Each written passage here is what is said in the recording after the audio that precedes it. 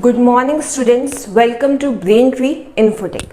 तो मैं हूँ आपके साइंस टीचर और हम आज क्या पढ़ रहे हैं वो है फिज़िक्स। ठीक है, तो हमें पता है कि ऑलरेडी हम फिज़िक्स के अंदर जो है भौतिक विज्ञान के अंदर बहुत सारे टॉपिक्स को कवर कर चुके हैं। ठीक है ना, जैसे कि पहला जो हमारा चैप्टर था वो था मात्रा का। ठीक है, दूसरा था हमारा भौतिक राशियों का, तीसरा था हमारा अभिकेंद्र बल और अपकेंद्रीय बल का, चौथा बल और न्यूटन के गति के नियम का।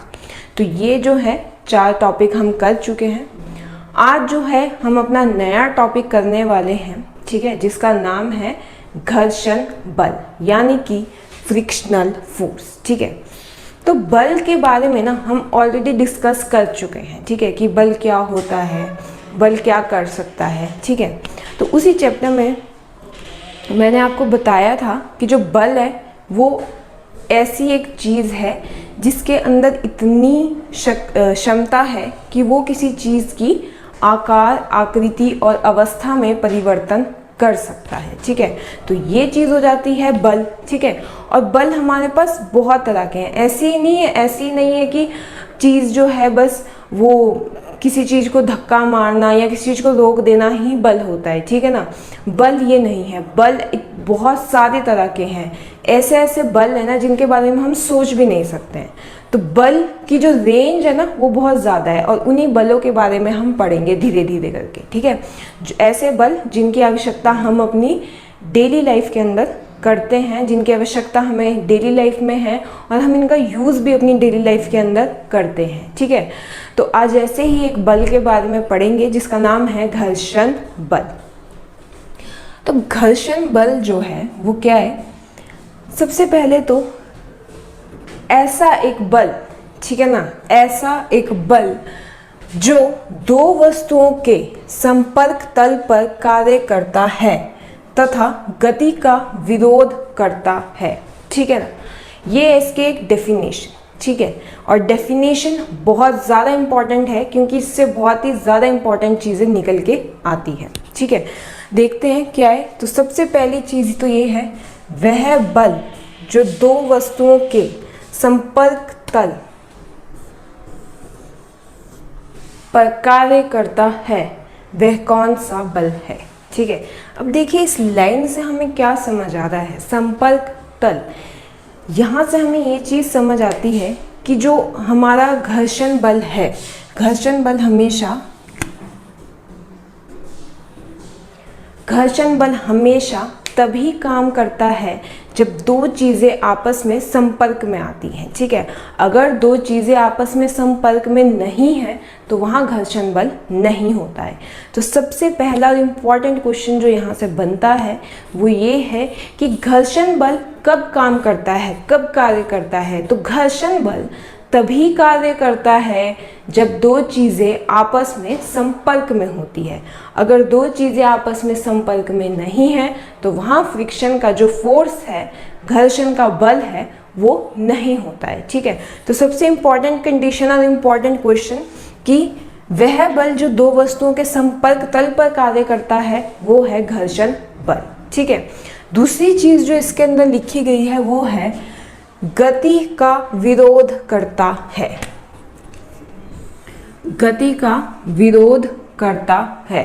ठीक है, तो दूसरा क्वेश्चन ये बनता है कि वह कौन सा बल है जो गति का विरोध करता है। तो ऐसा बल जो गति का विरोध करे वो कौन सा है? घर्षण बल। ठीक है, अब देखो हमें ये चीज़ तो पता है कि गति ना बहुत ही अच्छी चीज़ है। ठीक है, मोशन करना, जो हम लोगों के अंदर ये पावर है कि हम गति कर सकते हैं, हम मोशन कर सकते हैं, वो बहुत ही अच्छी चीज़ है। ठीक है, लेकिन अगर किसी भी चीज़ को, अब हम अपनी लाइफ के अंदर भी देखें कि अगर किसी चीज़ पे रोक ना हो और वो बढ़ती ही रहे तो वो हानिकारक भी हो जाती है। ठीक है ना, जैसे फॉर एग्जाम्पल आप लोग मीठा खाते हो। ठीक है ना, मीठा अगर आपको पसंद है, ठीक है ना, आप खाओ, लेकिन अगर आप अनकंट्रोल्ड कंडीशन से खाते ही जा रहे हैं, ठीक है ना, आप मीठा बेहिसाब खाते जा रहे हैं, आपके पास बहुत सारा है, आप खाते ही जा रहे हैं। ठीक है, आप पे कोई रोक नहीं है कि कितना खाना है, इतना ही खाना है। अगर आप पे कोई रोक नहीं लगा रहा है तो मीठा खाने से जो है वो हानिकारक भी हो जाएगा, क्योंकि उससे क्या होगा, डायबिटीज़ हो जाएगी, शुगर हो जाएगी। ठीक है, तो कहने का मतलब क्या है ना कि अगर किसी भी चीज़ को हमारी आसपास या हमारी लाइफ के अंदर अगर किसी भी चीज़ पे कोई रोक लगाने वाला नहीं है तो वो चीज़ हमारे लिए हानिकारक हो जाती है, और वही होता है गति के लिए। ठीक है, तो गति बहुत अच्छी चीज़ है, मोशन करना बहुत अच्छी बात है। ठीक है ना, मोशन हम करते हैं, गति करते हैं, चीज़ें भी गति करती हैं, तभी तो जो है लाइफ जो है वो इतनी अच्छे से चल रही है। ठीक है, लेकिन कोई तो ऐसी चीज़ चाहिए जो इसका भी विरोध करे, ताकि गति भी जो है वो कैसी हो, कंट्रोल्ड मैनर में हो। गति पे भी किसी चीज़ का कंट्रोल होना चाहिए, और वो कंट्रोल जो है वो किसका है, फ्रिक्शनल फोर्स का, घर्षण बल का। तो गति का विरोध करने वाला जो है वो है घर्षण बल। ठीक है, गति जब भी होगी, जहाँ जहाँ गति हो रही होगी ना, अब आप आगे से जब भी देखोगे कि यार यहाँ पे कुछ गति हो रही है, यहाँ कुछ मोशन हो रहा है, यहाँ इस जगह पे, तो आप ऑटोमेटिकली सोच सकते हैं कि यहाँ गति है तो यहाँ पे घर्षण बल भी है। ठीक है, तो जहाँ जहाँ गति वहाँ वहाँ घर्षण बल। आप देख सकते हो कि ये क्या है, एक दूसरे के मतलब ये एक दूसरे के बिना अधूरे हैं। अगर गति है और घर्षण बल नहीं है तो गति अधूरी है। ठीक है, क्योंकि फिर मोशन होने का कोई मतलब नहीं रह जाएगा। ठीक है, और अगर घर्षण बल ही है और गति नहीं है तो भी कोई मतलब नहीं है। लेकिन ये हमें पता होना चाहिए कि घर्षण बल तभी आएगा अगर गति होगी, वरना घर्षण बल नहीं होता। ठीक है ना, मतलब घर्षण बल होता है और काम में कब आता है, जैसे ही गति आती है।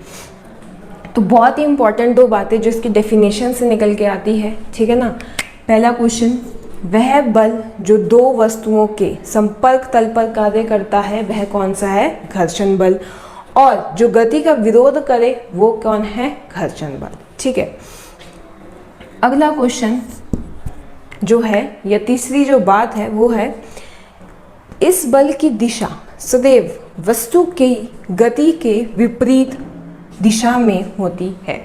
अब तीसरा क्वेश्चन जो यहाँ से बनता है वो ये है कि घर्षण बल की दिशा क्या होती है या किस तरफ होती है। ठीक है ना, घर्षण बल की दिशा किस तरफ होती है या घर्षण बल किस दिशा में कार्य करता है। ठीक है, तो आपको क्वेश्चन आएगा कि घर्षण बल जो है आपका वो किस दिशा में कार्य करता है। ठीक है, और इसके आते हैं 4 ऑप्शन।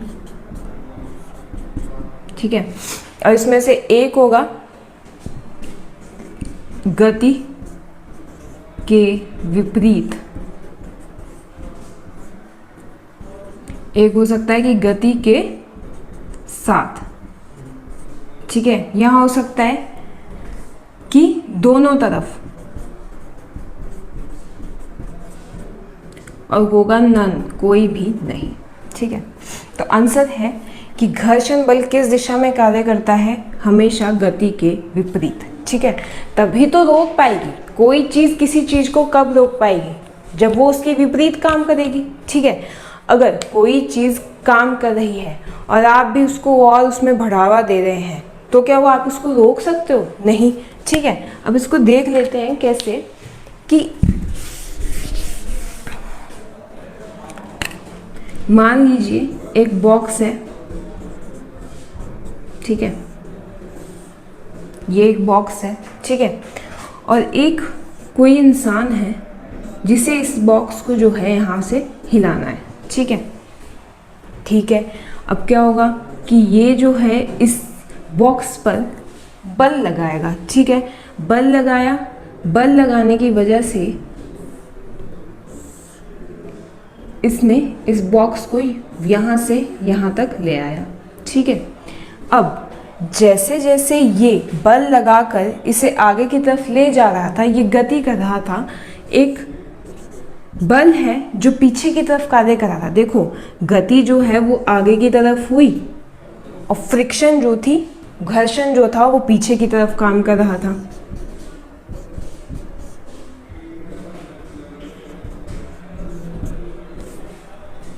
ठीक है, मोशन गति जिस तरफ होगी उससे ठीक विपरीत दिशा में घर्षण बल कार्य करता है, तभी तो इस गति को क्या करके रखता है, बिल्कुल कंट्रोल करके रखता है। अगर गति इस तरफ होती और घर्षण बल भी इस तरफ ही काम करता तो आपको ये चीज़ जो है कभी नहीं रुकती, ये इसको धक्का मारता और ये पता नहीं कहाँ जाके मिलती आपको, ठीक है। मतलब कोई चीज़ ही नहीं होती ना कोई जो कंट्रोल करके रखता है। जब हम किसी चीज़ को विरोध करते हैं ना, चीज़ें तभी रुकती है। तो जिस तरफ भी गति होगी उससे ठीक उल्टी दिशा में जो बल काम करेगा वो होगा घर्षण बल, ठीक है। तो इस बल की जो दिशा है वो सदैव वस्तु की गति के विपरीत दिशा में होती है। और ये क्वेश्चन बनता है कि घर्षण बल की दिशा क्या होती है, तो गति के विपरीत दिशा में घर्षण बल हमेशा कार्य करता है, ठीक है। तो जब भी आगे से आप जब भी कोई काम करें, ठीक है, जब भी आप किसी चीज़ को धक्का मारते हैं तो सोच लीजिए कि एक बल है जो आपके विरुद्ध काम कर रहा है और वो विरुद्ध काम करने वाला जो बल है वो है घर्षण बल, ठीक है। तो बहुत ही इजी चीज़ है ये, ठीक है ना। जब हम चलते भी हैं, ठीक है ना, जब हम चलते हैं तो हमारे पैर और रास्ते के बीच में, हमारे पैर और रास्ते के बीच में जहाँ हमने पैर रखे हैं, ठीक है, या जहाँ जहाँ हम पैर रखते जाते हैं वहाँ एक बल है जो काम करता है, ठीक है ना। जब भी कोई व्यक्ति आगे की तरफ चलता है तो पीछे की तरफ भी एक काम करने वाला बल जो है वो कौन सा होता है, फ्रिक्शन फोर्स। तो आगे से आप लोग ध्यान रखिए कि हम लोग जब भी गति करेंगे, मोशन करेंगे तो उसके विरुद्ध काम करने वाला एक बल है जो है घर्षण बल। और एक घर्षण बल ही है जो हमें इतनी सारी चीज़ें करने देता है, ठीक है ना। अब गाड़ियाँ जो है वो इतनी स्पीड से जो है चल पाती हैं, ठीक है ना, हम इतनी दूर पहुंच पाते हैं गति करके। तो गति तभी पॉसिबल है, ये चीज़ें तभी हो रही है जब घर्षण बल है, ठीक है। तो सबसे इम्पॉर्टेंट बात जो घर्षण बल से निकल के आई, ठीक है, तो घर्षण, सबसे पहली बात, घर्षण एक तरह का बल है, ठीक है। घर्षण इज अ फोर्स, ठीक है। ये भी आ सकता है कि घर्षण क्या है, ठीक है। तो घर्षण क्या है, घर्षण एक तरह का बल है, ठीक है। घर्षण कहाँ पे होता है, घर्षण वहाँ पर होता है जहाँ जहाँ पर गति होती है, ठीक है। तीसरा, घर्षण जो है उसका वो किस तरह पे काम करता है, कब काम करता है, ठीक है। तो घर्षण तब काम करता है जब दो वस्तुएं जो है वो संपर्क में होती हैं, ठीक है। तो ये ऐसी चीज़ है जो दो वस्तुओं के संपर्क तल पर कार्य करता है। चौथी चीज, वह कौन सा बल है जो गति का विरोध करता है, तो वो है घर्षण बल, ठीक है। या क्वेश्चन आ सकता है आपको कि गति का विरोध करने वाला जो बल है, ठीक है, जो सदैव चीज़ों के संपर्क तल पर कार्य करता है, वह कौन सा बल है। पूरी आपको जैसे है डेफिनेशन लिख के आएगी तो आपने उस पर लिखना है घर्षण बल। पांचवा क्वेश्चन, वह बल जिसकी दिशा सदैव गति के विपरीत होती है वह कौन सा बल है, घर्षण बल। या ऐसा बल जो गति का विरोध करता है कौन सा है, घर्षण बल, ठीक है। या फिर घर्षण बल की दिशा क्या होती है, तो वस्तु की गति के विपरीत दिशा में जो है आपके घर्षण बल की दिशा होती है, ठीक है। तो ये तो था घर्षण बल या इसकी डेफिनेशन, या हम इस चीज़ को समझें, ठीक है ना। आपको खुद भी ये चीज़ें धीरे धीरे समझ आ जाएंगी अगर आप इसको अपनी लाइफ के अंदर भी देखोगे, या आप ऐसा करें भी। अगर मान लीजिए आपके पास कोई चीज़ है, ठीक है ना, मान लीजिए ये आपने एक सरफेस, आपने एक लकड़ी को ऐसे टेढ़े रख दिया है और आपने मान लीजिए इस पर बहुत टेढ़ा नहीं बट इतना, ठीक है, और मान लीजिए आपने इस पर एक बॉक्स रखा है, ठीक है। आपने इस बॉक्स को यहाँ से धक्का मार दिया, ठीक है ना। आपने लकड़ी ली, ठीक है ना, लकड़ी का एक लिया, आपने उसको टेढ़ा लगाया, ठीक है, और फिर आपने एक बॉक्स को यहाँ से धक्का मार दिया, ठीक है। अब क्या देखोगे ना कि बॉक्स थोड़ी दूर तो जाएगा अपने आप, लेकिन थोड़ी देर बाद ना वो रुक जाएगा खुद से, यहाँ पे आके, ठीक है। तो ऐसा क्यों होता है? कौन सी चीज़ है जिसने इस बॉक्स को रोक दिया, कौन सी चीज़ है जिसने इसकी गति को ख़त्म कर दिया? तो वो था फ्रिक्शन फोर्स। तो मेरे ख्याल से अब आपको समझ आ गया है कि घर्षण बल क्या है, ठीक है ना। तो ऐसी चीज़ जो गति को रोक दे, गति का विरोध कर दे एकदम से, वो क्या है? घर्षण बल। आप इसको आम लाइफ में भी रिलेट करके देख सकते हैं कि जब भी हम कोई काम करते हैं तो कोई ना कोई ऐसा होता है जो आपका विरोध करता है। तो उसी तरह से जब भी गति होती है ना, तो उसको विरोध करने वाला जो कारक है वो क्या है? घर्षण बल, ठीक है। तो ये तो है घर्षण बल। अब घर्षण बल बहुत सारी चीज़ों पे डिपेंड करता है, ठीक है ना। अब जो चीज़ हमने यहाँ पे बोली कि वह बल जो दो वस्तुओं के संपर्क तल पर कार्य करता है, वह बल जो दो चीज़ों के संपर्क तल पर कार्य करता है, वह कौन सा बल है? घर्षण बल। अब पहला कंडीशन जो हमें यहाँ दिख रही है वो क्या है? संपर्क तल, ठीक है। यानी कि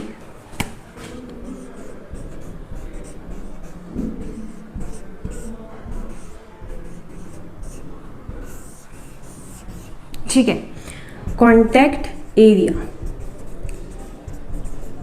कहने का मतलब क्या है कि घर्षण बल जो है ना, वो काम कब करता था? जब कोई चीज़ें संपर्क में आएंगी। इसका मतलब क्या है?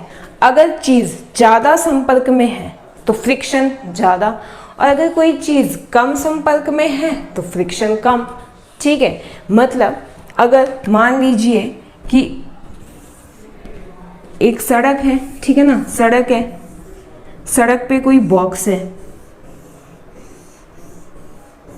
ठीक है, और वैसे ही सड़क पर कोई बॉल है,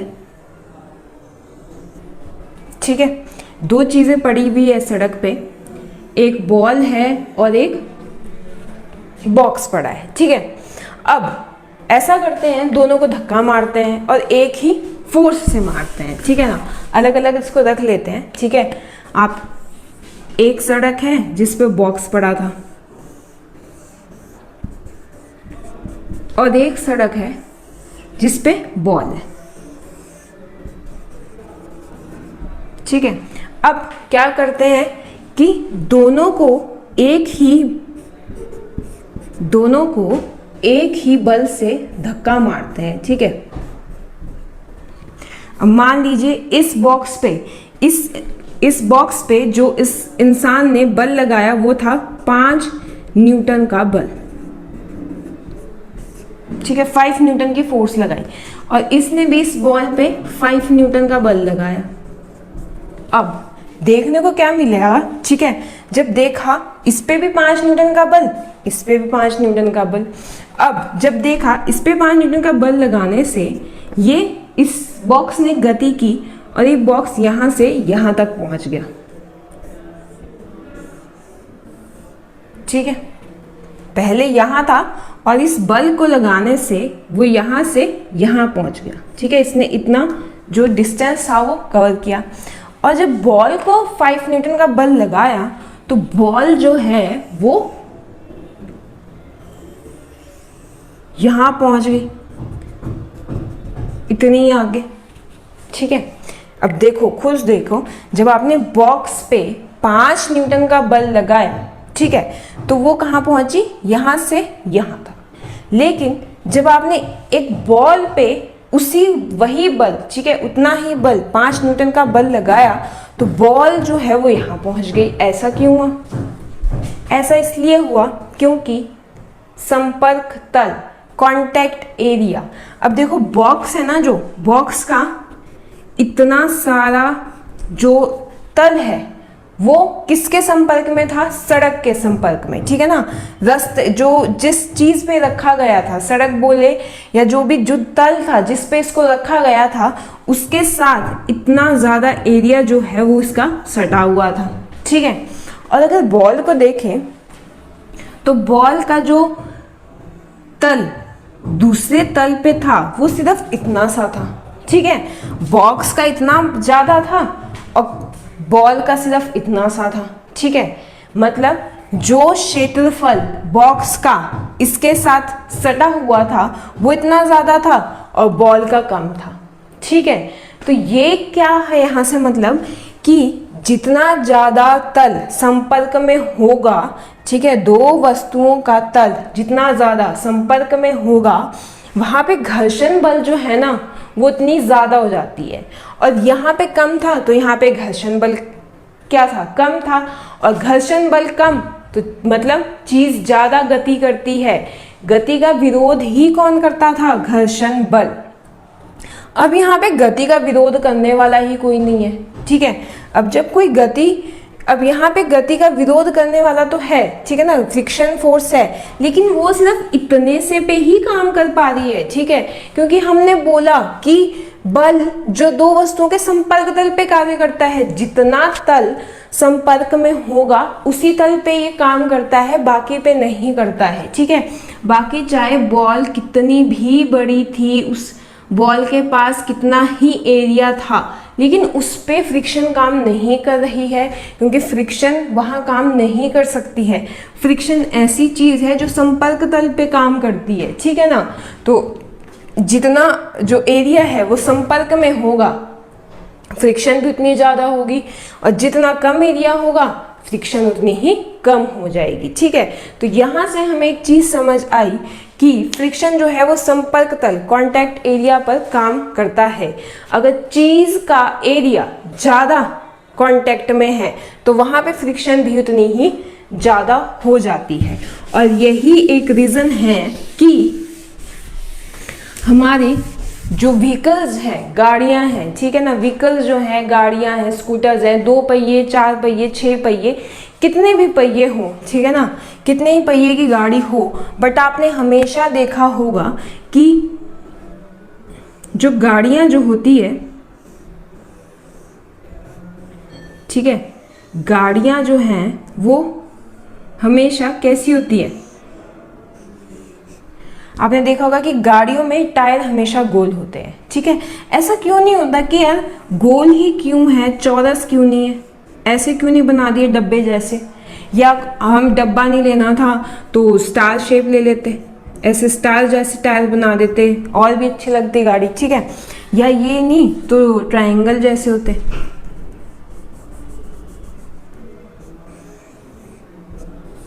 ठीक है। तो बट सब हम देखते हैं कि व्हीकल्स के अंदर जो है वो टायर जो है हमेशा गोल होते हैं, क्योंकि जो गोल चीज़ होती है ना उसका कांटेक्ट एरिया जो है बहुत कम हो जाता है। तो इसलिए जो गाड़ियां हैं वो इतनी स्पीड में चल पाती हैं, 60 किलोमीटर पर आवर या जिस भी स्पीड से वो चलती है। तो स्पीड जो है, गति जो इतनी ज़्यादा उसमें आती है वो इसलिए आती है कि वहाँ पे घर्षण बल जो है वो कम होता है, ठीक है। तो घर्षण बल कम होगा अगर संपर्क तल कम होगा, अगर संपर्क तल ज़्यादा तो घर्षण बल भी क्या हो जाएगा, बहुत ज़्यादा, ठीक है। तो ये भी यहाँ से क्वेश्चन बनता है कि जो व्हीकल जो होते हैं, जो आपके व्हीकल्स होते हैं उनमें टायर जो है वो गोल ही क्यों होते हैं, पहिए गोल ही क्यों होते हैं। तो पहिए गोल इसलिए होते हैं ताकि घर्षण बल को कम किया जा सके। घर्षण बल जितना कम होगा चीज़ जो है वो उतनी ज़्यादा गति कर पाएगी, घर्षण बल जितना ज़्यादा चीज़ें गति कम कर पाती हैं, ठीक है। तो ये तो हो गई पहली चीज़। अब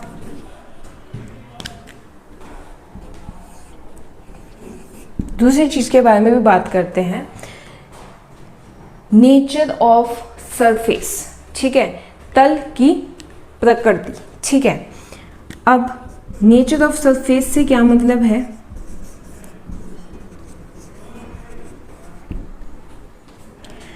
देखो अगर तो आपका तल, अगर तल ऊबड़ खाबड़ है, ठीक है, हो सकता है कि आप जिस तल पर काम कर रहे हैं वो ऊबड़ खाबड़ है, एक हो सकता है कि जिस तल पर आप कार्य कर रहे हैं वो बिल्कुल सीधा है, ठीक है।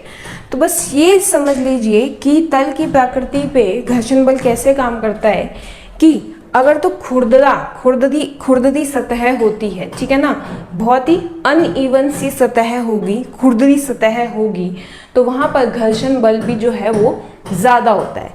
और अगर सरफेस जो है आपकी स्मूथ है, ठीक है ना, सरफेस जो है वो आपकी बिल्कुल स्मूथ है, एकदम से बिल्कुल बढ़िया बनी है, तो वहाँ पे फ्रिक्शन जो है वो कम होगी। और ये आप नोटिस कर सकते हो अपने घर के अंदर। अब आप लोगों ने देखा होगा कि पहले के जो फर्श थे पुराने घर में, ठीक है ना, जो शायद किसी के घर होंगे जो बहुत पुराने होंगे, या आप लोगों ने देखा होगा कि मिट्टी के घर, या आप अपने कहीं भी आपने पुराने घर देखे हैं किसी के, ठीक है ना, मिट्टी के घर देखे होंगे, या आपने पुराने फर्श के घर देखे होंगे जिसपे काला फर्श होता था नीचे, ठीक है। और आज के घरों में क्या होता है, नीचे टाइल होती है, चिप्स होता है, ठीक है ना। अब आपने ये देखा होगा कि आज के घरों में फिसलन बहुत ज़्यादा होती है। आपने देखा होगा लोग बाथरूम में फिसल जाते हैं, ठीक है। आपने देखा होगा जब आप टाइलों के ऊपर चलते हैं तो आप जैसे बहुत बड़े बड़े मॉल बनाए जाते हैं, पूरे पूरे बड़े बड़े मॉल का जो सरफेस होता है ना, उन पर टाइल इस्तेमाल की जाती है, ठीक है। और आपने देखा होगा कि उस पर आपका जो पैर है वो फिसलता है, अपने आप जो है वो फिसलता है।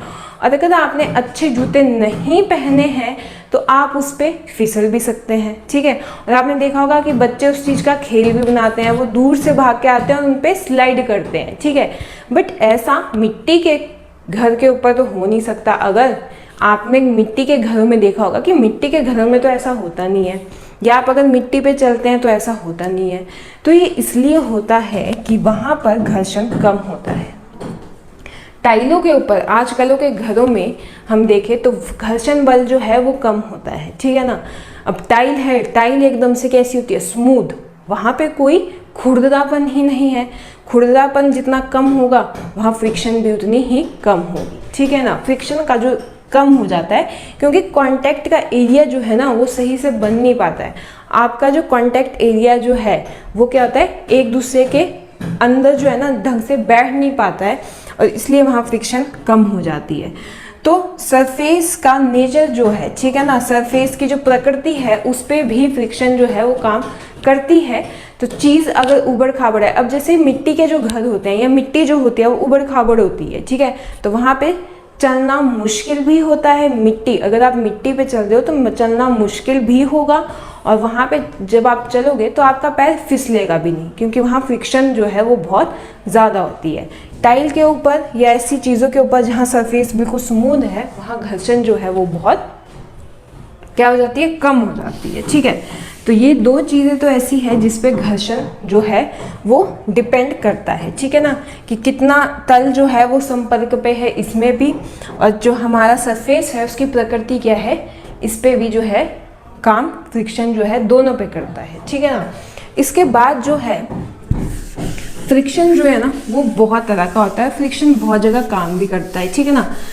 अब आपने देखा होगा और ये क्वेश्चन भी बन के आता है, ठीक है, कि पहाड़ों पर जब बर्फ़ गिरती है, ठीक है ना, आपने देखा होगा कि शिमला में या ऊपर लाहौल स्पीति किन्नौर वगैरह में जब बर्फ़ गिरती है, ठीक है, तो बसों का आना जाना बंद, ठीक है, हो जाता है ना।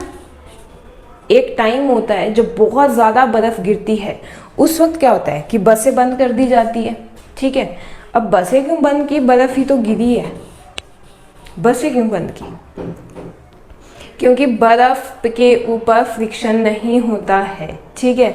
ये है आपका सड़क, ठीक है ना।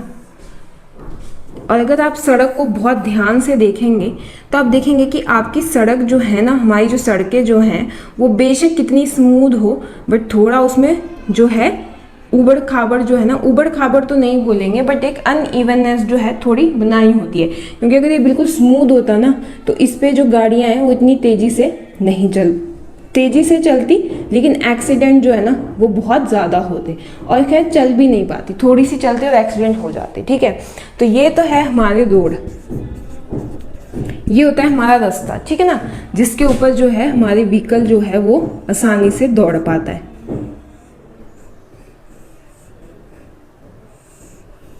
ठीक है। ये इस पे व्हीकल चल रहा है, ठीक है। अब मान लीजिए यहाँ हो गई बर्फबारी, ठीक है। अब यहाँ हुई बर्फबारी, अब बर्फबारी के कारण क्या होगा, पूरी सड़क के ऊपर क्या जम गई? बर्फ। ठीक है, अब इस बर्फ पर जब गाड़ी चलेगी, अब इस बर्फ पर जब गाड़ी चलेगी तो क्या होगा? उसके जो टायर हैं वो इस पे फिसलेंगे। फिसलेंगे इसलिए वही बात होगी जैसे टाइल पे हमारा पैर फिसलता है ना, वैसे बर्फ पर चलना बहुत मुश्किल हो जाता है, क्योंकि वहाँ पे घर्षण बल जो है ना वो बहुत कम होता है। रोड पे चलने के कंपैरेटिव बर्फ पे चलने में जो है घर्षण बल बहुत कम हो जाता है, इसलिए क्या होता है ना, इस पे चीज़ें स्लाइड करने लग जाती है। अब आपने देखा होगा कि कई बार जो बर्फ़ के कारण जो है बहुत सारे एक्सीडेंट होते हैं। क्या होता है कि टायर उस पर घूम जाते हैं, टायर जो है वो फिसलने लग जाते हैं, मतलब टायर ग्रिप ही नहीं बना पाते। अब ग्रिप कहाँ से बनाएंगे? सरफेस कैसा हो गया? बिल्कुल स्मूथ। ग्रिप किसके साथ बनाए? यहाँ तो ग्रिप बनाने के लिए है ना एक खुरदरापन, ठीक है, ग्रिप बनाई, अपने आराम से चलते गए। यहाँ किस चीज़ के साथ ग्रिप बनाए? टायर किस चीज़ को जकड़े, ठीक है, या टायर किस चीज़ के अंदर जाके घुसे, ठीक है। तो इसलिए बर्फ़ पर चलना बहुत मुश्किल होता है, या बर्फ़ पे वाहन चलाना जो है, व्हीकल चलाना, वो बहुत मुश्किल होता है। किस वजह से? क्योंकि घर्षण बल जो है वो कम हो जाता है। तो ये क्वेश्चन यहाँ से बनता है कि बर्फ़ के ऊपर वाहन क्यों नहीं चल पाते? क्योंकि वहाँ पर घर्षण बल जो है वो बहुत कम होता है। और आपने देखा भी होगा कि बर्फ़ के ऊपर बच्चे खेल भी बड़ा बनाते हैं, वो बर्फ़ के ऊपर स्लाइड करते हैं। तो स्लाइड भी इसलिए कर पाते हैं क्योंकि वहाँ घर्षण बल नहीं है। घर्षण बल होता तो हम ये चीज़ें नहीं कर पाते, और अगर बर्फ़ पे घर्षण बल होता तो गाड़ियाँ आराम से चलती, हमें इससे फ़र्क नहीं पड़ता। लेकिन घर्षण बल होता नहीं है, और घर्षण बल नहीं होगा तो वो थोड़ी सी स्पीड भी बहुत ज़्यादा चली जाएगी और उससे एक्सीडेंट जो है वो हो जाता है। तो ये इसका एक एग्जाम्पल समझ लीजिए जो फ्रिक्शन फोर्स का रहता है, ठीक है ना। अब फ्रिक्शन फोर्स जो है वो बहुत जगह होती है। आप लोगों ने देखा होगा कि मशीनें जो होती है ना, मशीनें आपने देखा होगा कि कपड़े सिलने की मशीन या बड़े बड़ी कंपनियों के अंदर जो मशीन होती है वो आवाज़ें करती है, ठीक है। आपने देखा होगा कि अगर आपके घर में कपड़े की मशीन हुआ है, ठीक है ना, तो वो थोड़े टाइम बाद बहुत आवाज़ करने लग जाती है। वो क्यों होता है? घर्षण के कारण, ठीक है। जब घर्षण बहुत ज़्यादा बढ़ जाता है ना तो मशीनों के पुर्जे जो है वो आवाज़ करने लग जाते हैं।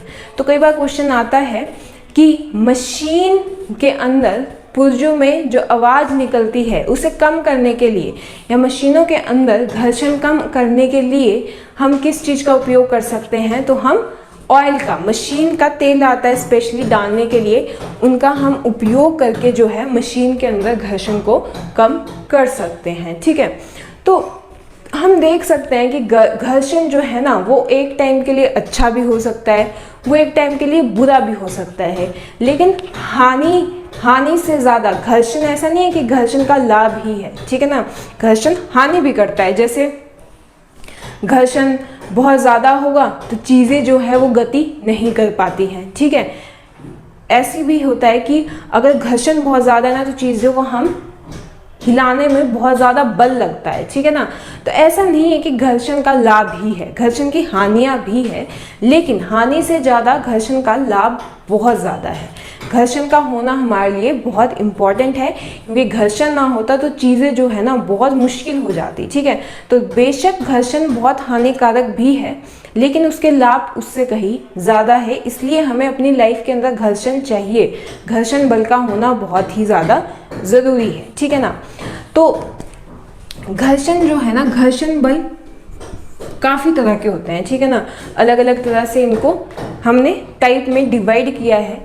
तो हमारे पास घर्षण बल बहुत तरह के होते हैं, ठीक है ना, बहुत तरह में हमने इसको डिवाइड किया हुआ है, लेकिन 3 जो इसके प्रकार हैं या 3 इसके टाइप है वो हम पढ़ेंगे, ठीक है ना। पहला इसमें से स्थैतिक घर्षण बल, जिसे इंग्लिश में बोलते हैं स्टैटिक फ्रिक्शनल फोर्स, ठीक है ना। ये किस तरह का बल है और कहाँ काम करता है? तो देखो, थोड़ा आपको इसके नाम से समझ आ रहा होगा, स्थैतिक घर्षण बल, स्टैटिक, कोई चीज़ हिल नहीं रही है, स्टैटिक है, खड़ी है, ठीक है ना। तो अब हम इसको एग्जाम्पल से समझते हैं, ठीक है ना। अगर मान लीजिए दीवार है, ठीक है ना, आपके घरों में दीवार है, बहुत सारी जगह दीवारें होती है, ठीक है ना। आप उस दीवार पे जोर लगाइए, नहीं हिलेगी।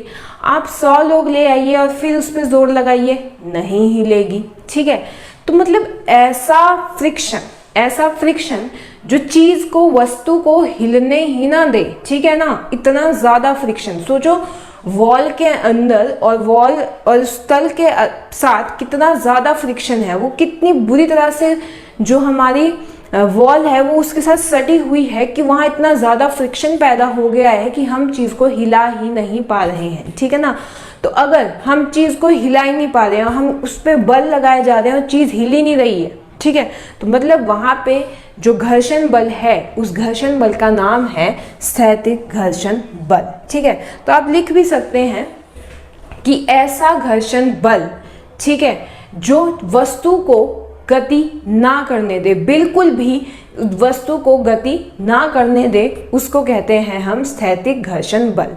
मान लीजिए एक पत्थर पड़ा है बड़ा सा, ठीक है, और कोई 5 साल का बच्चा उस पर धक्का मार रहा है, तो क्या वो 5 साल का बच्चा उस पत्थर को वहां से हिला सकता है? नहीं। क्यों? क्योंकि पत्थर और उस तल के बीच में जो बल है, घर्षण बल है, वो कौन सा है? स्थैतिक घर्षण बल। पत्थर के बीच में और तल के बीच में ऐसा घर्षण बल है जो उसको हिलने ही नहीं दे रहा है। ठीक है, तो ऐसा घर्षण बल जो चीज को अपनी जगह से हिलने ही ना दे या किसी वस्तु को गति ही ना करने दे, तो वो कौन सा बल है? स्थैतिक घर्षण बल। ऐसा बल जो वस्तु को गति ना करने दे। ठीक है, तो इस घर्षण बल में गति जो है वो बिल्कुल भी नहीं होती है। ठीक है, वस्तु को गति ना करने दे, तो ऐसा घर्षण बल कौन सा है? स्थैतिक घर्षण बल। ठीक है, वस्तु बिल्कुल गति नहीं कर सकती, आप उस पर चाहे कितना मर्जी बल लगा लीजिए, चाहे कितने ही आप उस पर न्यूटन का बल लगाओ, चाहे आप उस पर कितना ही चीज़ें जो है उस पर आप उसको कोशिश करो कि आप उसको हिलाएं, तो आप ऐसा नहीं कर सकते हैं। तो आपको चीज़ तोड़नी पड़ेगी, ठीक है ना, लेकिन बल लगा के आप ऐसा नहीं कर सकते हैं। ठीक है, और वो आप वॉल के साथ ट्राई भी कर सकते हैं। अगर 100 लोग भी एक दीवार को हिलाने की कोशिश करें तो वो नहीं कर सकते हैं, चाहे आप 500 लगा दो उस पर। ठीक है, तो आप कितने ही फोर्स का बल लगाओ, वो चीज़ वहाँ से नहीं हिलेगी। तो वहाँ कौन सा घर्षण बल आ जाता है? स्थैतिक घर्षण बल। ठीक है, चीज़ हिलनी नहीं चाहिए। ठीक है, अगला है सर्पी घर्षण बल, इंग्लिश में बोलेंगे स्लाइडिंग फ्रिक्शनल फोर्स। ठीक है, सर्पी घर्षण बल कहाँ कार्य करता है? देखिए, जब कोई चीज दूसरी चीज पर, जब एक वस्तु दूसरी वस्तु पर फिसलती है, तो उस घर्षण बल को हम बोलते हैं सर्पी घर्षण बल। ठीक है, जब कोई फिसलना, ठीक है, जो हम कहेंगे फिसलना, जब कोई वस्तु दूसरी वस्तु पर फिसलती है, वहां पे कौन सी घर्षण बल आ जाता है? सर्पी घर्षण बल। तो जब एक वस्तु दूसरी वस्तु के ऊपर फिसलती है, तो वहां पे जो घर्षण बल होता है, उस घर्षण बल का नाम है सर्पी घर्षण बल। और इंग्लिश में तो बहुत ही साफ है नाम से, स्लाइडिंग फ्रिक्शनल फोर्स। जब एक वस्तु दूसरी वस्तु के ऊपर स्लाइड मारती है ना, तो वहां हो जाता है सर्पी घर्षण बल। आप लोगों ने देखा होगा कि एक झूला होता है, ठीक है ना, स्लाइडिंग उसको झूले को बोलते हैं। ठीक है ना, यहाँ पे सीढ़ियाँ लगी होती है, सीढ़ी पे चढ़ के बच्चे आते हैं और उसके ऊपर स्लाइड करते हैं। ठीक है ना, तो आप बता सकते हैं कि यहाँ पे कौन सा घर्षण बल है? यहाँ पे है सर्पी घर्षण बल।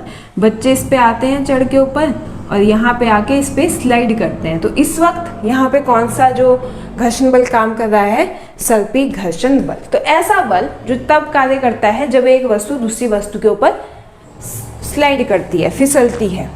और लास्ट है हमारा लॉर्टनिक घर्षण बल, जिसे इंग्लिश में हम कहेंगे रोलिंग फ्रिक्शनल फोर्स। जब एक वस्तु दूसरी वस्तु के ऊपर लुढ़कती है, तो उस वक्त जो हमारा घर्षण बल है वो कौन सा हो जाता है? Rolling frictional force. मान लीजिए ये एक सतह है और सतह पे हमारी एक बॉल है तो बॉल क्या करती है, बॉल क्या फिसलती है, नहीं, बॉल लुढ़कती है ऐसे, ठीक है। लुढ़कती कैसी चीज़ है, हमेशा गोल चीज़ें ही है, वो दूसरी चीज़ पे लुढ़कती है, ठीक है।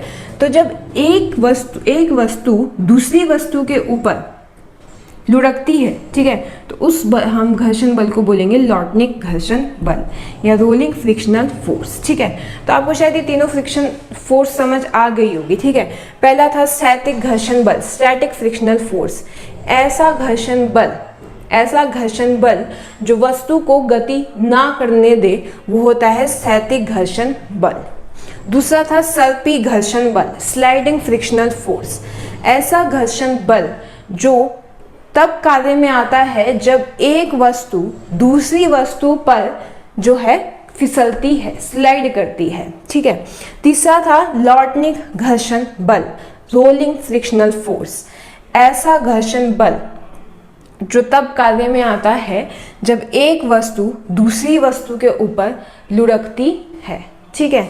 तो ये थे हमारे 3 तरह के घर्षण बल। इनका काम क्या है, अब यहाँ से क्वेश्चन ये आ सकता है आपको कि ऐसा कौन सा घर्षण बल है या ऐसा कौन सी घर्षण बल है जिसमें घर्षण बल का मान स्वार्थिक होता है। मतलब ऐसा कौन सा घर्षण बल है जब घर्षण बल का जो मान जो होता है ना, वैल्यू, वो बहुत ज़्यादा होती है, तो वो है स्थैतिक घर्षण बल, ठीक है ना। इस बल में जो है, जब फ्रिक्शन जो है वो कैसी होती है, मैक्सिमम, स्वार्थिक, अधिकतम, ठीक है। तो ऐसा कौन सा प्रकार है या ऐसा कौन सा केस है जिसमें घर्षण बल सबसे स्वार्थिक होता है, तो वो है स्थैतिक घर्षण बल। सोचो, इतना घर्षण बल है कि वस्तु जो है वो हिल ही नहीं पाती, ठीक है, गति ही नहीं कर सकती। दूसरा क्वेश्चन यहाँ से बनता है, ऐसा कौन सा घर्षण बल है जिसमें वस्तु जो है उस पर सबसे कम, बहुत कम घर्षण बल जो है वो होता है, सबसे न्यूनतम घर्षण बल जहाँ होता है वो है लॉर्टनिक घर्षण बल। जब एक चीज़ दूसरी चीज़ पे लुढ़कती है तो घर्षण बल का जो मान है वो न्यूनतम होता है, सबसे कम होता है। तो ये जो है यहाँ से क्वेश्चन बनता है, इसलिए आपको ये समझाया गया है, ठीक है ना। तो जब एक चीज़ दूसरी चीज़ पे लुढ़केगी तो वहाँ पे सबसे कम घर्षण बल होगा। और यहाँ से क्वेश्चन क्या बनता है, ये भी पूछ सकते हैं कि जब सड़कों पर वाहन चलते हैं, ठीक है, जब सड़कों पे वाहन चलते हैं तो वहाँ कौन सा घर्षण बल होता है। तो जब सड़कों पर वाहन चलते हैं तो वाहन में क्या होते हैं, पहिए। अब पहिए क्या करते हैं, सड़क पर लुढ़कते हैं, फिसलते भी नहीं है, है ना, फिसल तो नहीं रहे हैं, ठीक है। तो गाड़ियों में क्या होते हैं, पहिए, और पहिए क्या करते हैं, रास्ते पे लुढ़कते हैं। तो जब वाहन सड़कों पर चलते हैं तो उनमें कौन सा घर्षण बल होता है, लॉर्टनिक घर्षण बल। और लॉर्टनिक घर्षण बल है, यही वजह है कि वो इतनी गति से चल पाते हैं, ठीक है। घर्षण बल कम है तभी तो इतनी गति होती है उनमें, ठीक है। तो ये यहाँ से क्वेश्चन बनते हैं, ठीक है। और फ्रिक्शन के अंदर से आपको इसी तरह का क्वेश्चन मिलता है, ठीक है। या तो वो आपसे पूछ लेंगे कि घर्षण बल कैसा बल है, ऐसा बल जो तब काम करता है जब दो चीज़ें आपस में संपर्क में आती है। और दूसरी बात, घर्षण बल क्या करता है, गति का विरोध करता है। तीसरी बात, इसकी दिशा क्या होती है, हमेशा गति के विरुद्ध जो है इसकी गति होती है, ठीक है। फ्रिक्शन किस चीज़ पर डिपेंड करता है, सबसे पहली चीज़ तो हो क्या होगी, सतह की प्रकृति पे, ठीक है। सतह किस तरह की है, बिल्कुल स्मूथ है या बिल्कुल जो है रफ है, किस तरह की है। और किस पे करता है, क्षेत्रफल पर, कि कितना क्षेत्रफल तल के साथ सटा हुआ है, एक वस्तु का दूसरी वस्तु पर कितना क्षेत्रफल एक दूसरे के साथ सटा हुआ है, इस पर भी करती है, ठीक है ना। फिर हमने पढ़ा कि जो हमारे पास घर्षण बल है वो 3 तरह की होती है, 3 तरह की नहीं, वैसे बहुत सारे और भी इसके टाइप होते हैं, बट मेन यही है, ठीक है। एक होता है स्थैतिक घर्षण बल, ऐसा बल जिसमें वस्तु गति नहीं कर पाती है। दूसरा होता है सर्पी घर्षण बल, जिसमें वस्तु जो है वो एक दूसरी चीज़ पे फिसलती है। और तीसरा होता है लॉर्टनिक घर्षण बल, जब एक चीज़ दूसरी चीज़ पे लुढ़कती है, ठीक है। तो इसमें से इन तीनों में से सबसे अधिकतम जो घर्षण बल होता है वो किस में होता है, स्थैतिक घर्षण बल में, और सबसे न्यूनतम घर्षण बल जो है वो किस में होता है, लॉर्टनिक घर्षण बल में। ठीक है, तो इस तरह के क्वेश्चन जो है हमको घर्षण बल से देखने को मिलते हैं। ठीक है ना, तो घर्षण बल जो है वो इतना ही रहता है। ठीक है ना, टॉपिक के हिसाब से इसी तरह के इसमें क्वेश्चन आते हैं। बस आपसे वो यही पूछ सकते हैं कि जब गाड़ियां जो है सड़कों पे चलती है तो वहाँ कौन सा घर्षण बल है, या गाड़ियां बर्फ पर क्यों नहीं चल पाती हैं। ठीक है, या फिर जब हम चलते हैं या भागते हैं तो वहाँ पे कौन सा बल कार्य करता है। जब एक आदमी अपने नोटबुक पर लिखता है किस बल के कारण लिखता है। ठीक है, व्हाइट बोर्ड पे लिखा जा सकता है किस बल के कारण, घर्षण बल के कारण। तो बस आपको पता होना चाहिए कि घर्षण बल कब काम करता है, कैसे काम करता है। ठीक है, इसी तरह का यहाँ से क्वेश्चन जो है वो बनता है। तो आज का टॉपिक जो था घर्षण बल वो इतना ही है और यहीं पे ख़त्म होता है। ठीक है, आप इसको समझिए, समझने की कोशिश करिए, इसके और उदाहरण पढ़िए। ठीक है ना, इसके उदाहरण अपने आप ढूंढिए, उसको लिखिए अपने पास। ठीक है ना, तो इस तरह से जो है हमारा फ्रिक्शन का जो चैप्टर है, फ्रिक्शन फोर्स का, घर्षण बल का, वो ख़त्म होता है। ठीक है, कल जो है हम गुरुत्व बल यानी कि ग्रेविटेशनल फोर्स जो है वो पढ़ेंगे। बहुत ही इंपॉर्टेंट चैप्टर है जो कल का है। ठीक है, वहाँ से क्वेश्चन बनते हैं, थोड़ा बड़ा चैप्टर है। ठीक है, क्वेश्चन वहाँ से बहुत सारे बनते हैं। So thank you for watching today's lecture. Do subscribe the channel and tell your friends to subscribe this channel. Thank you.